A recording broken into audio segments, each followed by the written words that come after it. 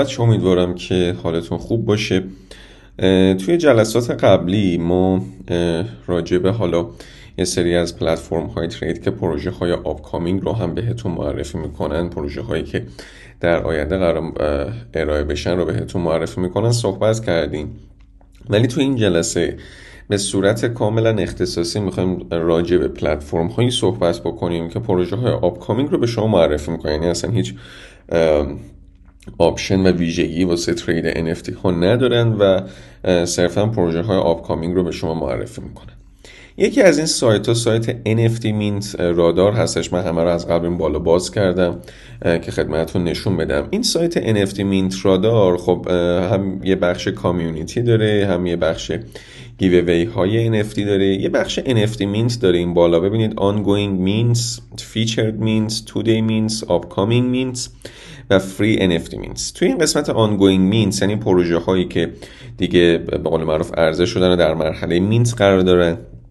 featured mints یعنی اونایی که خود این سایت هم باهاشون همکاری داشته. two days mint یعنی پروژه هایی که همین امروز مینتشون شروع شده. upcoming mints پروژه هایی هستن که هنوز به قول معروف عرضه نشدن، هنوز مینت نشدن. یه قسمت هم داره به اسم فری مینت NFTs که ما این پروژه های فری مینتش رو موقعی که میذاریم، همونطور که می‌بینید پروژه هایی که فری و رایگان هستن رو اینجا به ما در واقع میاره نشون میده. در حال حاضر این سایت 6 تا پروژه فری مینت رو داره که میتونید از اونها استفاده بکنین.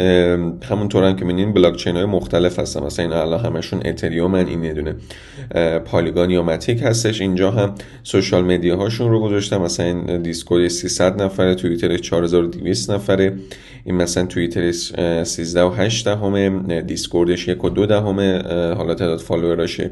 این پروژه هم که مثلا 3 نوامبر هستش، مثل این که برای ایکس کاپی هستش 233,000 تا که فالوورای توییترشه، 34,500 تا مثلا فالوورای دیسکوردش. حالا نمیدونم این پروژه چقدر میتونه درست باشه، چون ایکس کاپی یکی از آرتیستای معروف و میلیون دلاری مارکته. حالا باید بریم راجبش سرچ بکنیم که آیا واقعا همچین چیزی واقعی هستش یا نه.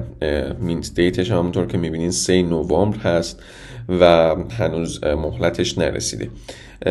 حالا شما از اینجا میتونین کاتگوری ها رو انتخاب کنین که تو چه فیلدی پروژه های NFT رو بهتون نشون بده. اینجا بر اساس حالا روز ارز، قیمت ارز، اعضای تعداد دیسکوردش، اعضای توییترش به شما نشون بده. اینجا که بلاک چین های مختلف مثلا میتونین بزنین که واسه من صرفا آپتوس رو نشون بده، یا مثلا میتونین بزنین برای شما صرفا اتریوم نشون بده. مثلا آپتوس هیچ به قول معروف چیزی نداره، هیچ پروژه‌ای نداره که روی این سایت به شما نشون میده. مثلا اتریوم هستن در واقع. الان حالا ما سولانا رو زدیم ببینیم سولانا رو به چه صورت برای ما نشون میده. یه مقدار حالا طول میکشه تا لود بکنه. من الان اینا رو خاموششون بکنم، صرفا سولانا، مثلا سولانا الان نداره. پالیگون رو بزنیم که صرفا حالا پالیگون رو به ما نشون میده. یه مقدار کلا لود کردنش و متوجه به این کلان فیلتر شکن منم روشن هستش طول میکشه. در کل